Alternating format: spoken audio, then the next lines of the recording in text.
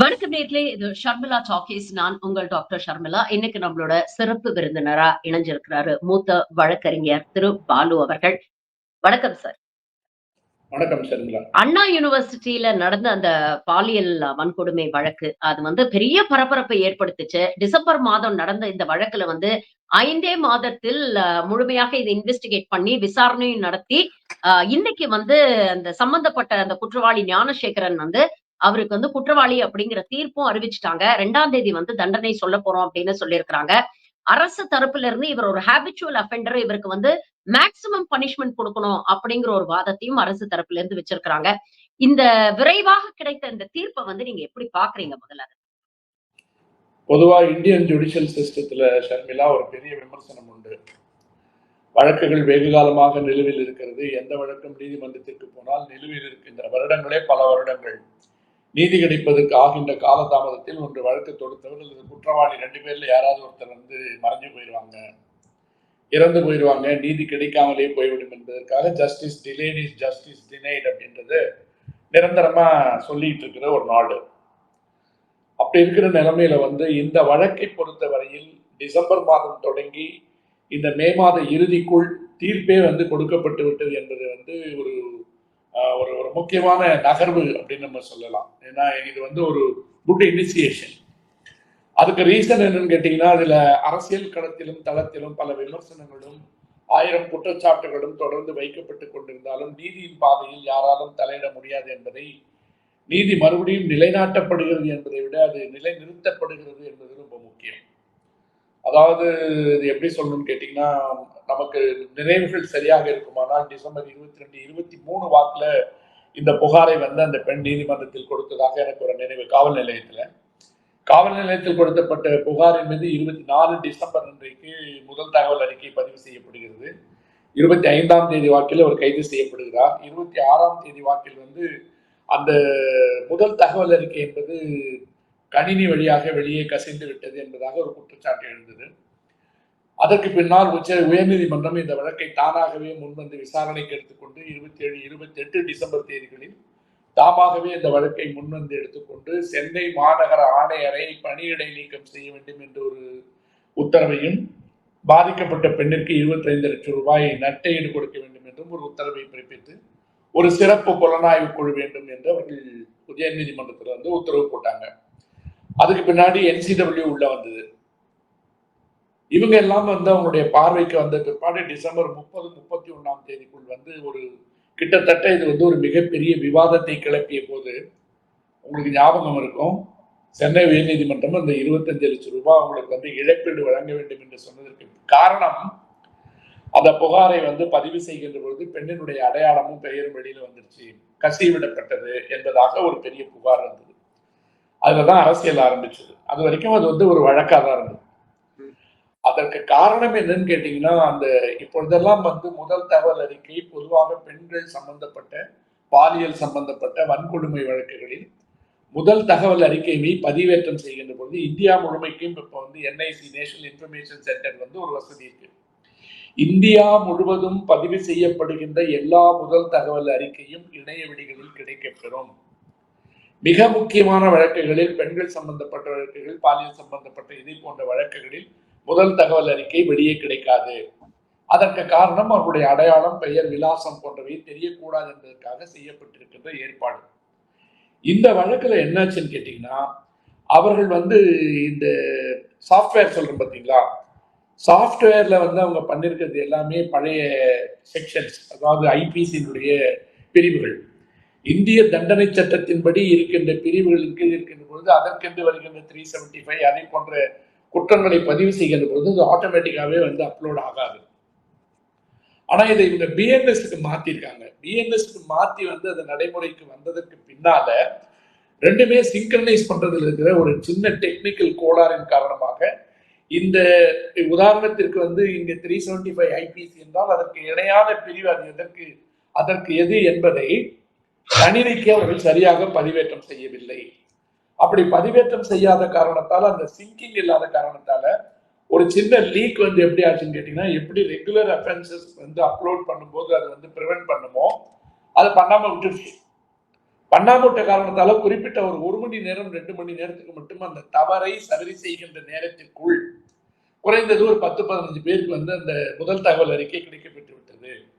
பெண்ணினுடைய அடையாளம், பெயர் எல்லாம் கிடைக்கப்பெற்ற காரணத்தால் பெண்ணினுடைய அடையாளத்தை இந்த சட்டப்படி வெளியிடுவது தவறு என்கின்ற காரணத்தினுடைய அடிப்படையில உயர்நீதிமன்றம் ஒரு 25 லட்சம் ரூபாய் அவங்களுக்கு இழப்பீடு கொடுத்தாங்க. அதே நேரத்தில் பாத்தீங்கன்னா அந்த இடத்துலதான் அரசியல் வந்து என்ன பண்றாங்கன்னு கேட்டீங்கன்னா, எல்லாம் இந்த சாயந்தர நேரத்து சங்கிகள் பூரா வந்துருச்சு. வந்துட்டு எப்படி அந்த அடையாளத்தை கசிய விட்டாங்க, இவங்க பெண்ணினுடைய இதை பண்ணி விக்டிம் ஷேம் பண்றாங்க, அது மாதிரி வந்து அந்த பெண்ணை வந்து அம்பலப்படுத்துறாங்க, அவங்கள துன்புறுத்துறாங்க, அச்சுறுத்துறாங்க என்ற விமர்சனங்கள் எல்லாம் வருகின்ற பொழுது நீதிமன்றம் இந்த குழுவை அமர்த்திய அதே நேரத்தில் தமிழக அரசும் உச்ச நீதிமன்றம் செல்லுகிறது. தமிழக அரசு உச்ச நீதிமன்றம் சென்று எங்களிடத்துல எந்த குறையும் இல்லை, நாங்கள் அடுத்த 24 மணி நேரத்திற்குள் குற்றவாளியை கைது செய்து விட்டோம், சிறப்பு புலனாய்வு குழுவை அமைத்து விட்டோம். இதுக்கு நடுத்துல அதிமுக வந்து சிபிஐ விசாரணை வேணும்னு சொல்லிட்டு அவங்களும் உச்ச நீதிமன்றம் போறாங்க. உச்ச நீதிமன்றம் போன பிற்பாடு உச்ச நீதிமன்றம் இதை வழக்கில் விசாரணை எடுத்துக்கொண்டு இந்த விசாரணை அப்படியே நடக்கும், சிறப்பு புலனாய்வு குழு நடத்தட்டும் சொல்லி மாநகர காவல்துறை ஆணையர் மீது போடப்பட்ட அவரை இடைக்கால பணி நீக்கம் செய்ய வேண்டும் என்ற உத்தரவை உச்ச நீதிமன்றம் நீக்கரவு செஞ்சிருச்சு. அதை வந்து அவங்க ஒத்துக்கல, தள்ளுபடி பண்ணிட்டாங்க. தள்ளுபடி பண்ணிட்டு இந்த புலனாய்வு குழுவை விசாரிக்க வேண்டும் என்று சொன்னதற்கு பின்னால் அப்புறம் தான் அரசியல் வந்து இதுல உள்ள வந்து விளையாடுது. அதாவது என்ன வந்து விளையாடுதுன்னு கேட்டீங்கன்னா, அவர் பேசும்போது உடனே கைது செஞ்ச உடனே இப்ப காவல்துறையில இருந்து கஸ்டடியில் இருக்கும்போது யாரோ ஒருத்தருக்கு போன் பண்ணி சார்னு பேசி வந்து உதவி கேட்டார், யார் அந்த சார் அப்படின்ற ஒரு கோஷத்தையே வந்து எழுப்பி விட்டாங்க. இதற்கிடையில் அவருடைய பின்னணி பின்புலங்கள் எல்லாவற்றையும் விசாரிக்கின்ற பொழுது இதை போன்ற குற்ற நடவடிக்கைகளில் அவர் வேறு சில நேரங்களிலும் வேறு சில இடங்களிலும் ஈடுபட்டிருக்கிறார் என்பது புலனாய்வினுடைய பார்வைக்கு வந்த காரணத்தால் he has been declared as a habitual offender.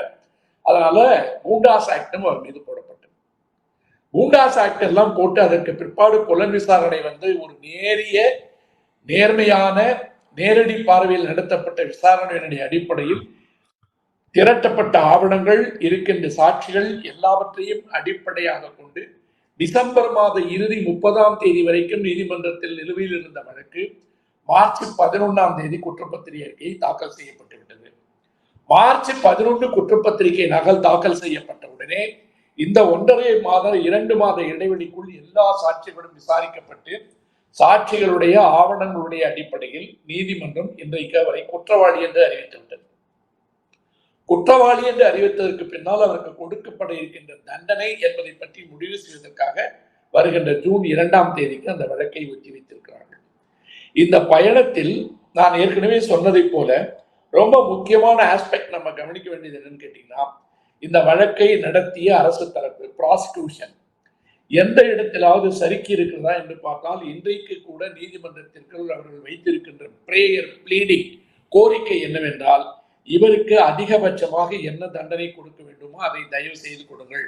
Gnanasekaran தரப்பு எப்பொழுதுமே குற்றவாளிக்கு உண்டான உரிமை, அவர்கள் குடும்ப பின்னணி, வயது, உடல் நலம் இதையெல்லாம் பொறுத்து குறைந்த தண்டனை வேண்டும் என்று கேட்பது வந்து மரபு, சட்டப்படி அனுமதிக்கப்பட்ட ஒன்று. ஆனால் ப்ராசிக்யூஷன் என்று சொல்லப்படுகின்ற அரசு தரப்பு இருப்பதிலேயே அதிகபட்ச தண்டனை இவர்களுக்கு என்ன கொடுக்க வேண்டும் என்பதாகத்தான் நீதிமன்றத்தில் முறையீடு செய்திருக்கிறார்களே ஒழிய கைகட்டி கொண்டு வேடிக்கை பார்க்கவில்லை. இதனுடைய அடிப்படையில் தொடக்கத்திலிருந்து நான் சொன்ன தேதி வாரியாக நிகழ்வுகளை அடிப்படையாக கொண்டு நம்ம பார்க்கும்போது இது விரைந்து முடிக்கப்பட்ட வழக்கு என்பதை விட விரைவாகவும் அதே சமயம் நிறைவாகவும் முடிக்கப்பட்ட ஒரு வழக்கா நான் பார்க்கிறேன். நாளைக்கு வந்து ஒரு தீர்ப்பு நகல் நமக்கு கைக்கு கிடைக்கும் போது எந்த சாட்சியத்தினுடைய அடிப்படையில் எந்த ஆவணங்களுடைய அடிப்படையில் இந்த தீர்ப்பு வழங்கப்பட்டது என்பது பொதுவெளிக்கு வரும். ஆனால் இந்த பொதுவெளிக்கு வருவதற்கு முன்னால் குற்றவாளியை காப்பாற்றுவதற்காக, அரசியல் பின்புலம் கொண்டவராக அவரை காட்டுவதற்காக திமுகவிற்கும் அவருக்கும் அல்லது திமுகவினுடைய அமைச்சருக்கும் அவருக்கும் இருப்பதாக தொடர்புகளை எல்லாம் காட்டிக்கொண்டு அந்த யார் அந்த சார் என்ற ஒரு கோஷம் வந்து எழுப்பப்பட்டது. இன்றைக்கு கூட வந்து முன்னாள் முதல்வர் எடப்பாடி பழனிசாமி அவர்கள் அவருடைய அறிக்கையில எல்லாமே வந்து பண்ணிட்டாங்க, கடைசியில அந்த யார் அந்த சார்ன்றதை பத்தி அவங்க சொல்லன்னு வந்து ஒரு அதுலதான் ஒரு கேள்வி இருக்கு சார். இப்ப பொள்ளாச்சி வழக்குல வந்து பொள்ளாச்சி ஜெயராமனுடைய மகனுக்கு தொடர்பு இருக்கு அப்படிங்கிற குற்றச்சாட்டுகள் வந்தோடனே இதே எடப்பாடி பழனிசாமி தான் ஆதாரம் இருந்தா ஆதாரத்தோட பேசுங்க, சும்மா வாய் புளிக்குதோ மாங்கா புளிக்குதோன்னு பேசாதீங்க அப்படின்னு பேசினாரு. இன்னைக்கு ஆனா அவரே எடப்பாடி அவர்களே இந்த வழக்கில் மா சுப்பிரமணியம் வீட்ல போய் பிரியாணி சாப்பிட்டிருக்காரு. துணை மேயருக்கு இங்க என்ன அவரோட கனெக்ஷன் இருக்கு. இது போன்ற ஒரு குற்றச்சாட்டுகளை வைக்கிறார். ஆனா அதற்கான ஆதாரத்தை இதுவரைக்கும் எடப்பாடி பழனிசாமியோ, இல்ல எதிர்க்கட்சி தரப்புலயோ அவங்க வைக்கல. அப்ப என்ன அதாவது அடிப்படையில இன்னமும் இந்த கேஸ வந்து மக்கள் மன்றத்துல, நீதிமன்றத்துல தீர்ப்பு வந்துட்டாலும், மக்கள் மன்றத்துல இந்த கேஸ வச்சு அரசியல் பண்ணணும். இத இன்னும் லைவா வச்சுக்கணும் அப்படிங்கிற ஒரு முயற்சியில ஈடுபடுறாங்களா? அதாவது ஷர்மிளா, பொள்ளாச்சி வழக்குல பாத்தீங்கன்னா, அப்பொழுது திமுக எதிர்க்கட்சியாக இருந்த காரணத்தால் அன்றைக்கு அமைச்சராக இருந்தவரை தொடர்புபடுத்தி அவங்க பேசினாங்க. அத அரசியல்லயே வச்சுப்போம். ம். ஆனால் இன்றைக்கு நீதிமன்றம் தீர்ப்பு வழங்கியதற்கு பின்னால் அந்த இடத்தினுடைய சுவடுகள் அழிக்கப்பட்டு விட்ட காரணத்தால் அதை பற்றி நாம் பேசுவது முறையாக இருக்காது. நீதிமன்றத்தினுடைய பார்வைக்கு நாம் சொல்லுகின்ற அரசியல்வாதியினுடைய பிள்ளையோ அல்லது அவருடைய குடும்பமோ கொண்டு வரப்படவில்லை. குற்றச்சாட்டின் வழியாகவோ, குற்றப்பத்திரிகை வழியாகவோ, முதல் தகவல் அறிக்கை வழியாகவோ அவர்கள் நீதிமன்றத்திற்கு வரவில்லை. ஆனால் அந்த நிழலான சந்தேகம் என்பது எல்லோருக்கும் இருப்பதாக பேசப்படுகிறது. நான் அதை உறுதி செய்யவில்லை இந்த சமயத்துல. ஆனா அதே நேரத்துல இந்த வழக்கை பொறுத்தவரை தங்களிடம் ஏதாவது ஆதாரம் இருக்குமானால் முன்னாள் முதல்வர் என்ற அடிப்படையில் பொதுமக்கள் நலன் கருதி அல்லது ஆளுகின்ற அரசு சாட்சியங்களையும் தடயங்களையும் மறைக்கிறது என்ற குற்றச்சாட்டை நீதிமன்றத்தில் ட்ரையல் நடந்து கொண்டிருந்த போது கூட ஒரு இன்டர்வியூனர் அப்ளிகேஷன் என்று சொல்லப்படுகின்ற இடையீட்டு மனுவை போட்டு அந்த வழக்கை நடத்துவதற்குண்டான எல்லா சாத்தியக்கூறுகளும் அவர்களிடம் இருந்தது. இது எந்த அரசியல் கட்சியும் செய்யவில்லை என்பதை நாம் நோக்க வேண்டும். எந்த அரசியல் கட்சியும் இது செய்யலன்றது வந்து நம்ம நோட் பண்ணணும். என்னன்னு கேட்டீங்கன்னா, இவங்க எல்லாருக்குமே வெளியில இருந்து அரசியல் பண்ணணும். இப்ப அவரு கூட போட்டோ எடுத்துட்டாரு, இவரு கூட போட்டோ எடுத்துட்டாருன்னு கேட்டீங்கன்னா, ஜோசியக்கார் வீட்டுக்கு போய் பாத்தீங்கன்னா 10 போட்டோ மாட்டிருக்காங்க. அதுல பிஎம் இருப்பாரு, சிஎம் இருப்பாரு, பக்கத்து ஊருக்காரர் இருப்பாரு, எதிர் வீட்டுக்காரர் இருப்பாரு, பக்கத்து வீட்டுக்காரர் இருப்பாரு. நீங்க வைத்தீஸ்வரன் கோயில் எல்லாம் போனீங்கன்னா நாடி ஜோசியம் பாக்குற இடத்துல எல்லா போட்டோ இருக்கு. இந்திரா காந்தி போட்டோ கூட வச்சிருப்பாங்க. அதற்கு என்ன அர்த்தம் என்று கேட்டால், அவர்கள் தங்களை பிரபலப்படுத்திக் கொள்வதற்கு என்ன போட்டோ கிடைக்குதோ, அல்லது கல்யாண மண்டபத்தில் எடுத்த போட்டோ, ரிசப்ஷன்ல எடுத்த போட்டோ, எதை வேணாலும் போட்டுப்பான். ஒரு ஜெனரல் சைக்காலஜி வந்து என்னன்னு கேட்டீங்கன்னா, ஒரு குற்றவாளி நீதிமன்றத்திற்கோ காவல்துறைக்கோ செல்லுகின்ற போது அவன் செய்யற முதல் வேலை, அன்னைக்கு இருக்கிற அரசியல்வாதிகள் அவங்களுக்கு யார் தெரியுமோ அவங்களுக்கு ஒரு போன் அடிப்பான். ஐயா என்ன இந்த மாதிரி கூப்பிட்டு வந்துட்டாங்க, அரெஸ்ட் பண்ணிட்டாங்க, ஏதாவது ஹெல்ப் பண்ண முடியாது நான் கேட்கின்ற இடம் ஒன்று தெரிந்த வழக்கறிஞர் அல்லது பக்கத்தில் இருக்க கவுன்சிலர் அல்லது ஒரு சட்டமன்ற உறுப்பினர் அல்லது ஒரு மந்திரி என்ன கனெக்ஷன் இருக்கோ அதில் அவன் பண்ணுவான்.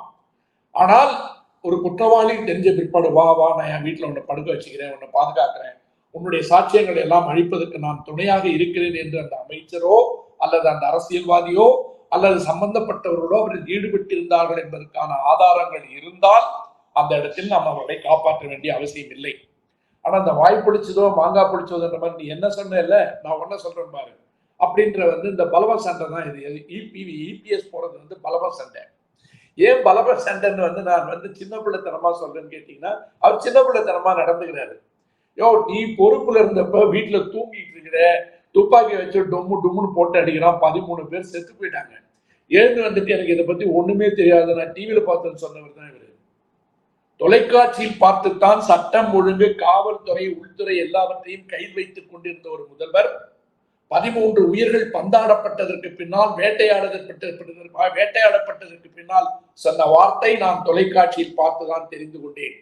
இப்ப இந்த வழக்கு நடக்கிற வரைக்கும் டெய்லி ஃபாலோ பண்ணிட்டு தானே இருக்கீங்க. உங்களுடைய ஒர்க் அவுட் என்ன இதுல? நீங்க ஏன் நீதிமன்றத்துக்கு போல?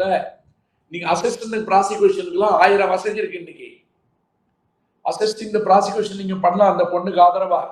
உங்களுக்கு அரசாங்க வழக்கறிஞர் மேல நம்பிக்கை இல்லைன்னு சொன்னா நீதிமன்றத்துல பெட்டிஷன் போட்டு நீங்க ஒரு வழக்கறிஞர் வச்சு கூட நடத்தலாம். எல்லாவற்றிற்கும் வந்து இன்னைக்கு சட்டத்துல இடம் இருக்கு. அங்க போக மாட்டீங்க, கோர்ட்ல என்ன நடக்குதுன்னு பார்க்க மாட்டீங்க. தீர்ப்பு வந்ததுக்கு பின்னால அந்த தீர்ப்பு எப்படி கொடுக்கப்பட்டு இருக்கிறது, எதனுடைய அடிப்படையில் தண்டனைன்றது இன்னும் 2 நாள் கழிச்சுதான் தெரியும். அதுக்குள்ள யார் அந்த சார்ன்னு சொன்னா யார் அந்த சார்? இது வெறும் கோஷத்திற்கு பயன்பட்டதே ஒழிய அந்த பெண்ணிற்கு உண்டான நீதிக்காக கொடுக்கப்பட்ட குரல் அல்ல. எல்லாவற்றிலும் அரசியல் செய்கின்ற ஒரு சாதாரணமான எப்பொழுதும் வருகின்ற சராசரியான ஒரு குரல். இது அரசியல் குரல் தவிர, கழக குரல் தவிர அது நீதியின் குரல் அல்ல. அதிமுகவோட கூட்டணியில இருக்கக்கூடிய பாஜகவுடைய மாநில தலைவர் நயினார் நாகேந்திரனும் இத பத்தி தன்னுடைய எக்ஸ் வலைதள பக்கத்துல ஒரு பதிவை போட்டிருக்கிறாரு. அதுலயும் வந்து திமுக அரசு வந்து குற்றவாளிகளை காப்பாற்ற நினைத்தது, அதுக்குதான் வேணும்ட்டே எஃப்ஐஆர் லீக் பண்ணாங்க அப்படின்னு வழக்கமா சொல்லக்கூடிய பொய்கள் எல்லாம் வந்து சொல்றாரு. ஆனா இன்னொரு பக்கம் இந்த வழக்கு எந்த அளவுக்கு ஒரு ஸ்டேட்ல இருக்கக்கூடிய மொத்த மாநிலத்துடைய கவனத்தை ஈர்த்ததோ, அதே மாதிரி ஒட்டுமொத்த தேசத்துடைய கவனத்தை ஈர்த்த வழக்கு மல்யுத்த வீராங்கனைகள் வந்து பிரிஜ்பூஷன் சரண் சிங் என்கிற சிட்டிங் பாஜக எம்பிக்கு எதிராக தொடுத்த பாலியல் வழக்கு. அதுல நேத்து பாத்தீங்கன்னா ஒரு தீர்ப்பு வருது. பாக்சோ சட்டத்தின் கீழ் பிரிஜ்பூஷன் சரண் சிங் மீது பதியப்பட்ட வழக்க வந்து இன்னைக்கு வந்து கேன்சல் பண்றோம், வாபஸ் வாங்குறோம் அப்படின்னு போலீஸ்காரங்க சொல்றாங்க. அந்த வழக்கை கொடுத்த அந்த சிறுமியின் தந்தை மிரட்டப்பட்டிருக்கிறார் அப்படிங்கிற ஒரு விஷயமும் வந்து வெளியில வருது. இப்படி பாலியல் குற்றவாளிகளை கட்சிகள வச்சுக்கிட்டு, அவங்கள வந்து காப்பாற்றக்கூடிய ஒரு பாஜக கட்சியைச் சேர்ந்த ஒருத்தர், இங்க எதிர்க்கட்சியை பார்த்து வைக்கக்கூடிய ஒரு விமர்சனத்த வந்து எப்படி பார்க்க? நயனார் நாகேந்திரன் வந்து has become his master's voice. அவர் வந்து ஒரு அப்பாவியாக நிறுத்தப்பட்டு அடையாளம் காட்டப்பட்டு ஐபிஎஸ்சி வெளியே அனுப்புவதற்காக கொண்டு வரப்பட்டிருக்கின்ற ஒரு புதிய ஏற்பாடு. அந்த பழைய ஏற்பாடு இருந்தது பாருங்க, பழைய ஏற்பாடு வந்து ஆஹா ஓஹோன்னு கத்திக்கிட்டு இருந்தது. நீங்க இவங்களுடைய லட்சணம் என்னன்றதுக்கு வந்து பில்கிஸ் பானு வழக்கில் நீதியரசர் நாகரத்னம் அவர்கள் கொடுத்த தீர்ப்பு இருக்கு பாருங்க. சமீபத்தில் கொடுத்த தீர்ப்பு என்பது இன்னும் 1000 காலத்திற்கு அடிக்கப்பட்ட செருப்படி சாட்டை அடி. அந்த 11 பேரையும் நீங்கள் எதனுடைய அடிப்படையில் விடுதலை செய்திருக்கிறீர்கள், அதற்கு நீங்கள் சட்டவிரோதமாக என்னவெல்லாம் காரணத்தை கொண்டிருக்கிறீர்கள் என்று சொல்லிதான் பிணையில் வெளிவந்த அந்த 11 பேரையும் மீண்டும் உள்ளே அனுப்புவதற்கு வந்து இவங்க நடவடிக்கை எடுத்தாங்க. குற்றவாளிகளை காப்பாற்ற வேண்டும் என்று நினைத்தால், போர் குற்றவாளிகளாக இருந்தால் கூட பிஜேபி எப்படி காப்பாற்றுன்றதுக்கு நம்ம கிட்ட நிறைய உதாரணங்கள் இருக்கு. பில்கிஸ் பானு வழக்குல வந்து நாகரத்னமா கொடுத்த தீர்ப்பு ஒரு பக்கம் இருக்கட்டும், நயனார் நாகேந்திரனுக்கு தெரியாதெல்லாம் ஒண்ணுமே இல்லை. அதாவது நீங்க சொன்ன இந்த நீங்க சொன்ன வழக்குக்கு முன்னாடி ஹரியானாவில் கைது செய்யப்பட்ட ராம் ரஹீம் அப்படின்னு ஒரு கல்ட் லீடர் ஒருத்தர் இருக்காரு, ஒரு சாமியார். அவருக்கு ஆயுள் தண்டனை எல்லாம் கொடுத்திருக்காங்க. அவர் வந்து தனியா ஒரு நிறுவனமே வச்சிருக்காரு, நம்ம நித்யானந்த மாதிரி. அந்த நிறுவனம் என்பது எப்படின்னு கேட்டீங்கன்னா, அவருடைய காம்பவுண்ட் உள்ள காயின் கூட அவரே சொந்தமாக அச்சடித்த நாணயங்களை வைத்துக் கொண்டு திரைப்படத்தில் நடித்துக் கொண்டு கிட்டத்தட்ட ஒரு சாம்ராஜ்யத்தை நடத்தி கொண்டிருந்த ஒரு சாமியார் கைது செய்யப்பட்டு சிறைக்கு போயிட்டார். ஆனால் இந்த ஆயுள் தண்டனை கொடுத்ததுக்கு பின்னாடி அவருக்கு இதுவரைக்கும் எத்தனை முறை பரோல் வழங்கப்பட்டிருக்கிறது என்ற தகவல் நயனார் நாகேந்திரனுக்கு தெரியுமான்னு கேட்டா பேபேன்னு முடிப்பாரு. ஏன்னு கேட்டீங்கன்னா அவர் அதெல்லாம் பார்த்து கூட இருக்க மாட்டார். அந்த பரோல் வழங்கப்பட்டதனுடைய உள்நோக்கம் என்னன்னு கேட்டீங்கன்னா, தற்பொழுது நடந்த பாராளுமன்ற தேர்தலின் போது அவர் சார்ந்த இன மக்களை, அவருடைய குழு மக்களை சந்தோஷப்படுத்துவதற்காக மீண்டும் ஒரு முறை அவருக்கு வந்து பரோல் கொடுக்கப்பட்டது. தேர்தல் சமயத்துல வெளியில வந்துட்டு போயிருக்காரு. பில்கிஸ் பானு வழக்குல அந்த 11 குற்றவாளிகளுக்கும் எத்தனை முறை பரோல் வழங்கப்பட்டது நீதியரசர் நாகரத்னா கேள்வி கேட்டிருக்காங்க. நம்ம சட்டப்படியே பேசுவோம், இதுல வந்து காய்தல் ஓத்தல்லாம் நமக்கு வேண்டாம். நடந்தவற்றை அக்கார்டிங் டு த ஃபேக்ட்ஸ் என்று பார்க்கின்ற பொழுது நீதிமன்றம் கேட்ட கேள்வி, டாக்டர் ஷர்மிளாவா வழக்கறிஞர் பாலுவா கேட்ட கேள்வி அல்ல, உச்ச நீதிமன்றத்தினுடைய நீதிபதி கேட்ட கேள்வி. அவங்க கேட்டாங்க, எத்தனை முறை வந்து நீங்க இவங்களுக்கு பரோல் கொடுத்துருக்கீங்க, எல்லாத்துக்கும் காரணம் இருக்கான்னு கேட்டாங்க. நீங்க சொன்ன பிரிஜ்பூஷன் கேஸுக்கு நான் வந்துடுறேன். பிரிஜ்பூஷன் கேஸ்ல வந்து என்னன்னு கேட்டீங்கன்னா, ஒட்டுமொத்த இந்தியாவிற்கு போது ஒரு பேசுபொருளாக இருந்தது மட்டுமல்லாமல் பாதிக்கப்பட்ட பெண்களே நேரடியாக தளத்திற்கு வந்து பேச ஆரம்பித்தார்கள், முற்றுகை போராட்டம் நடத்தினார்கள், மறியல் போராட்டம் நடத்தினார்கள், பிரிஜ்பூஷனை கைது செய்ய தீர வேண்டும் என்று சொன்னாங்க. இது வரைக்கும் சரிதானே? அதுக்கு பின்னாடி அவருக்கு பாராளுமன்ற தேர்தலில் வந்து அவருக்கு இடம் கொடுக்கப்பட்டது, எம்பி சீட் அவருக்கு கொடுப்பதற்கு இவர்கள் தயாராக இருந்தார்கள். போராட்டம் வலுக்கிறது, அதிகமாகிறது, எதிர்ப்பு அதிகமாக இருக்கிறது என்று தெரிந்தவுடன் அவருடைய பையனுக்கு அந்த சீட்டு வழங்கப்பட்டது. அந்த பையனும் தேர்தலில் நின்று தோத்து போயிட்டாரு. பிரிஜ்பூஷன் வழக்கில வந்து யார் குற்றம் சாட்டி கொண்டிருந்தாரோ அதுல ஒரு பெண் தேர்தலில் போட்டியிட்டு வெற்றி பெற்றும் இன்றைக்கு உறுப்பினராக தொடர்ந்துகிட்டு இருக்காரு. இந்த சூழல்ல பிரிஜ்பூஷன் ஆரம்பத்துல இருந்தே இவங்க எப்படி காப்பாத்திட்டு இருந்தாங்கன்னு கேட்டீங்கன்னா, ஒன்று குற்றம் செய்த நபர் பாராளுமன்ற உறுப்பினராக இருக்கின்ற பொழுது அவரை ராஜினாமா செய்ய சொல்ல, கட்சியினுடைய அடிப்படை உறுப்பினர் பதவியிலிருந்து நீக்கல, சீட்டு கொடுக்குற எக்ஸ்டெண்டுக்கு போயிட்டீங்க, எதிர்ப்பு அதிகமாகுதுன்னா பையனுக்கு சீட்டு கொடுக்குற அளவுக்கு காம்ப்ரமைஸ் பண்ணீங்க. அந்த பிரிஜ்பூஷன் வழக்கில் ஒரு பெண் 18 வயதிற்கு கீழே இருந்த காரணத்தால் ஒரு போக்சோ வழக்கு பதிவு செய்யப்பட்டது. மீது இருக்கிற குற்றச்சாட்டுகளுடைய அடிப்படையில பேரலா இப்ப விசாரணை போயிட்டு இருக்கு. நீங்க சொன்ன இந்த டெல்லி காவல்துறை முடித்து வைத்திருக்கின்ற வழக்கு என்னன்னு கேட்டீங்கன்னா, பெண்ணினுடைய தகப்பனார் வந்து அவர் தான் புகாதாரர். ஆனா இந்த வழக்கில் நீங்க பாருங்க, அந்த பொண்ணுக்கு 17 வயசு ஆகுது. பொதுவா புகார்தாரர் யார் இருப்பாங்கன்னு கேட்டீங்கன்னா 6 வயசு 7 வயசு 8 வயசு இருக்கும்போது தான் பெற்றோர்கள் போய் புகார் கொடுக்கின்ற பழக்கம் உண்டு. 17 வயது என்கின்ற பொழுது அந்த பெண்ணை ஒரு புகார்தாரராக மாதிரி புகார் கொடுத்திருக்கலாம். ஆனா அப்பா தான் புகார் கொடுக்கிறார். புகார் கொடுத்ததுக்கு பிற்பாடு என்ன சொல்றாரு, என் பெண்ணிற்கு சரியான வாய்ப்புகள் வழங்கப்படாததால், அவர் ஹராஸ்மெண்ட்டுக்கு உள்ளாக்கப்பட்டதால் நான் பொய்யாக இந்த வழக்கை தாக்கல் செய்து விட்டேன். தவறாக சொல்ல, பொய்யாக இந்த வழக்கை தாக்கல் செய்து விட்டேன் ஒரு statement has been recorded by the Delhi police. Based on the statement of the father, குற்றம் சாட்டியவரே நான் தவறாக குற்றம் சாட்டி விட்டேன் என்று சொன்ன காரணத்தால பொதுவா பாதிக்கப்பட்ட பொண்ணு எப்பவுமே சிஆர்பிசி 164 ஸ்டேட்மெண்ட் வந்து நீதிமன்றத்தில் போய் எடுப்பாங்க. அந்த நீதிமன்றத்தில் எடுக்கின்ற அந்த வாக்குமூலம் என்பது நேரடி வாக்குமூலமாக ஏற்றுக்கொள்ளப்படும். ஏனென்றால் நீதிமன்றத்தினுடைய எல்லா கதவுகளையும் மூடிவிட்டு நீதிபதி அவர்களும் காவல்துறையை சார்ந்தவர்களை கூட உள்ளே விடாமல் அவர் நேரடியாக பதிவு செய்கின்ற அந்த வாக்குமூலத்தினுடைய மதிப்பு என்னவென்றால் உண்மைகள் மட்டும்தான் பேசப்படும் என்கின்ற காரணத்தால் அந்த ஏற்பாடு ரொம்ப காலமா இருக்கு. பாதிக்கப்பட்டவருடைய 164 ஸ்டேட்மெண்ட் எடுத்துட்டா that is an unassailable evidence. ஆனா இந்த வழக்குல என்ன பண்றாங்க, அந்த பொண்ணையே திருப்பி கொண்டு போய் மீண்டும் ஒரு 164 ரெக்கார்ட் பண்றாங்க. அதே பொண்ணு வச்சு அந்த பொண்ணு வந்து தன்னுடைய ஓன் ஸ்டேட்மெண்ட்டை வந்து ரிட்ராக்ட் பண்ணுது. நான் இதுக்கு முன்னாடி கொடுத்த ஸ்டேட்மெண்ட் போய் இந்த ஸ்டேட்மெண்ட் தான் உண்மை, ஆகவே நான் தவறான குற்றச்சாட்டுகளை அவர் மீது சொல்லிவிட்டேன் என்று அந்த பெண்ணை விட்டே பேச வைத்து விட்டார்கள். பேச வைத்து விட்டு அந்த வழக்கை வந்து வாபஸ் வாங்கிட்டாங்க. வாபஸ் கூட வாங்கல, டெல்லியினுடைய காவல்துறை அது வந்து ஒரு பொய் வழக்கு என்பதாக கிட்டத்தட்ட அதற்குண்டான தரவுகள் கிடைக்கவில்லை, சாட்சியங்கள் கிடைக்கவில்லை, க்ளோஸ் பண்ணிட்டாங்க. சரியா? இப்ப அவர் வந்து பிரிஜ்பூஷனை வந்து போக்சோ வழக்குன்றதால தண்டனை அதிகமாக கொடுக்க வேண்டிய நிர்பந்தம் வரும் என்பதற்காக அதனுடைய வந்து முளையில கிள்ளி தூக்கி போட்டாங்க. இப்போ எல்லாருக்கும் புரியுற மாதிரி நான் ஒரு செய்தியை சொல்றேன்.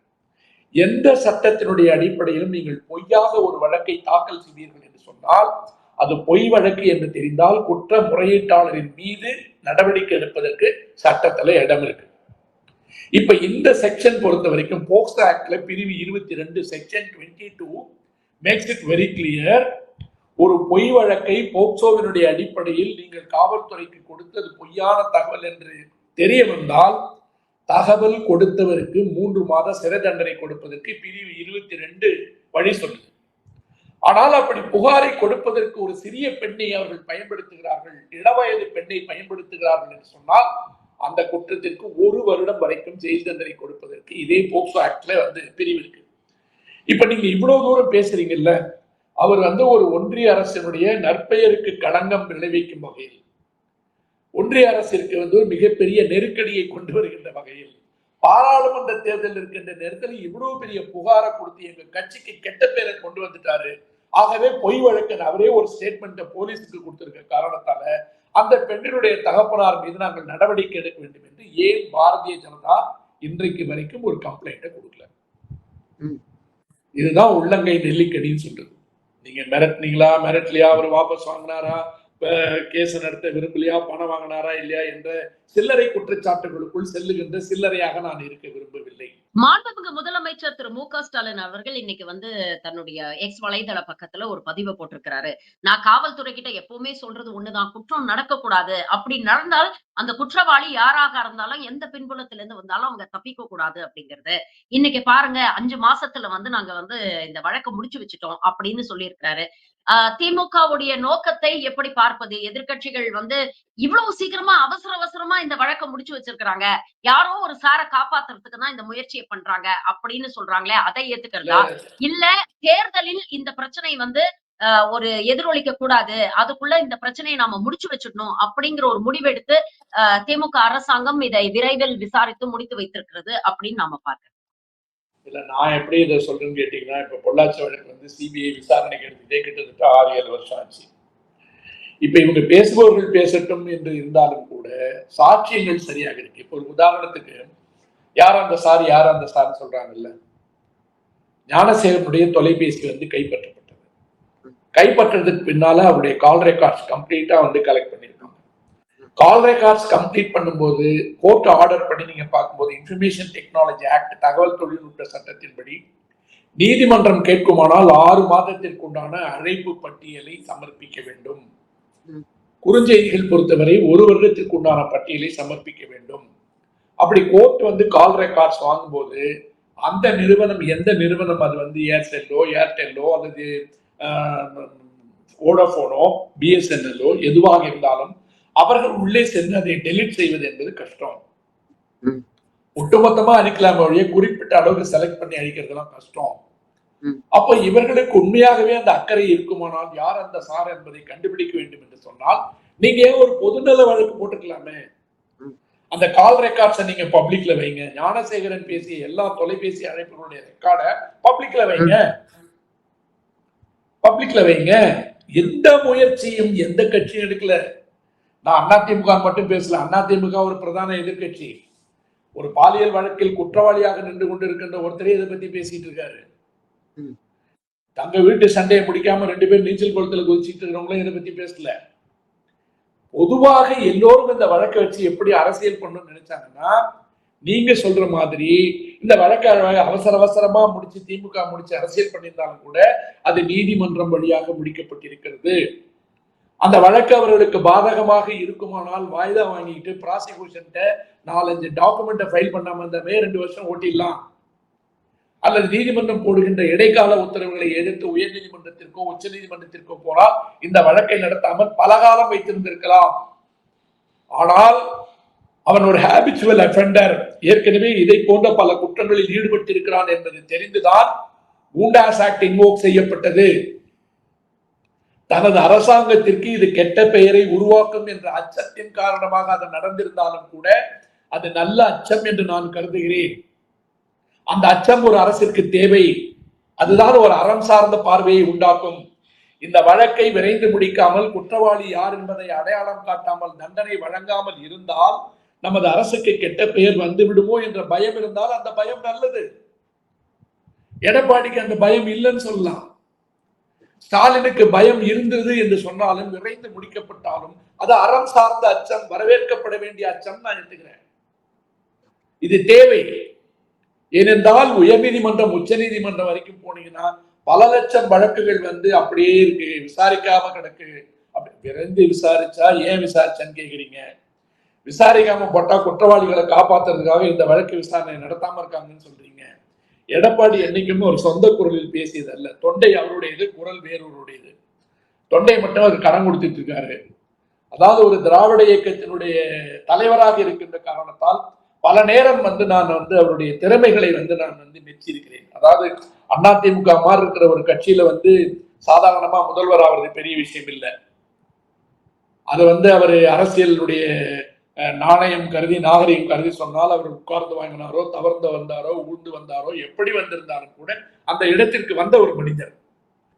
ஆனா சமீப காலமா பாத்தீங்கன்னா தொண்டர்களுடைய முடிவுகளுக்கு எதிராக, கட்சியினுடைய பெரும்பான்மை செயற்குழு மற்றும் பொதுக்குழு உறுப்பினருடைய கருத்துக்கு எதிராக யாரோ 4-5 தலைகளை காப்பாற்ற வேண்டும் என்பதற்காக இந்த பெரனாய்ட் சிசோஃபெர்னியாவுல சொல்லுவாங்கல்ல, நான் என்ன செஞ்சேன்னு எனக்கே தெரியாது, என் காதுல ஒரு குரல் கேட்டுட்டே இருந்தது, அது சொன்னதை நான் செஞ்சுட்டுன்ற மாதிரி அவர் காதுல வந்து சிசோஃபெர்னிக் வாய்ஸ் வந்து டெல்லியில இருந்து ஒலிச்சுக்கிட்டே இருக்கு. புரியுதுங்களா? அதனால அரசியல் நிலைப்பாடு எடப்பாடி எடுத்துக்கிற வரைக்கும் அவரை பார்த்து நம்ம பரிதாபப்படுறத தவிர வேற ஒண்ணும் இல்லை. எல்லோரையும் போல அவரும் வந்து அரசியல் பண்றான்றது அது எளிமையாக நாம் கடந்து செல்ல வேண்டியதுதான். ஆனால் அதே நேரத்தில் நீங்க பாருங்க, ஆன்மீகத்தையே தன்னுடைய அடையாளமாக வைத்துக் கொண்டு இந்த ஊர்ல இருந்து ஓடி போன நித்யானந்தாவை இன்னைய வரைக்கும் இந்த மத்திய அரசு எங்க இருக்கான்னு கூட சொல்லல. இவங்க வந்து என்ன சொல்றாங்க, பாகிஸ்தான்ல இருந்து ஒரு ட்ரோன் கிளம்புச்சுன்னா அது எந்த ஆல்டிடியூட்ல இருந்து வருது, அதனுடைய அச்சரேகை என்ன, தீர்க்க ரேகை என்ன, அதனுடைய சென்டர் பாயிண்ட்ல நாங்க அடிச்சிட்டோம்னு சொல்றவங்க நித்யானந்தா எந்த நாட்டுல இருக்கான்னு கண்டுபிடிக்க முடியும். ஒருவேளை கடலுக்கு கீழே மச்சாவதாரம் எடுத்து போயிட்டாருன்னு நினைக்கிறேன். இந்த சம்மரின் கிடைச்சிருக்காரு. ஒரு வழக்கு வந்து இவ்வளவு துரிதமாக முடித்து வைக்கப்பட்டது வந்து 2 நல்ல செய்திகளை வந்து நமக்கு கொடுத்திருக்கு. அதாவது பாதிக்கப்பட்ட பெண்கள் இந்த அரசாங்கத்துல தைரியமா வெளியில வந்து புகார் கொடுக்கலாம். அந்த புகார்ல அந்த குற்றம் யார் செய்திருந்தாலும் எந்த பின்புலம் அரசியல் பின்புலம் இருந்தாலும் அவருக்கு தண்டனை வாங்கி கொடுக்கப்படும் அப்படிங்கிற ஒரு நல்ல செய்தியை வந்து இன்னைக்கு சமூகத்துக்கு கடத்தியிருக்கு அப்படின்னு நினைக்கிறேன். பல விஷயங்களை இன்னைக்கு எங்களோட பகிர்ந்துட்டீங்க. உங்கள் நேரத்துக்கும் கருத்துக்களுக்கும் மிக்க நன்றி சார். Thank you very much. வணக்கம் சார்.